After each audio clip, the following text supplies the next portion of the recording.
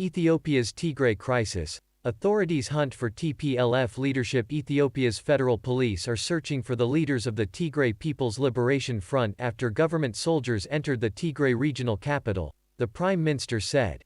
Abiy Ahmed added that Mekelle's capture marked the last phase of the three-week conflict, but details are hard to confirm as communications are blocked. The TPLF leader, meanwhile, vowed to fight on, in a statement to Reuters. Hundreds have reportedly been killed in the conflict and thousands displaced. It began earlier this month after Mr. Abiy announced an operation against the TPLF, the regional party, accusing it of attacking the Ethiopian Army's Northern Command HQ in Mekelle. Ethiopian soldiers accused of blocking border with Sudan. Can Ethiopia ignore Africa's diplomats?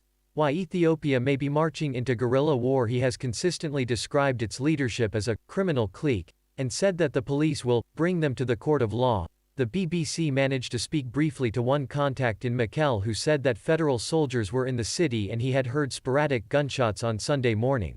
Some residents had earlier fled to the city's outskirts, he added. Meanwhile, the U.S. Embassy in neighboring Eritrea said 6 explosions were heard in the capital, Asmara, late on Saturday. Tigrayan forces have previously fired rockets at Eritrea, which they accuse of backing Ethiopian government forces in the weeks-long conflict. It is not clear if the latest incidents in Asmara are linked to the fighting in Tigray.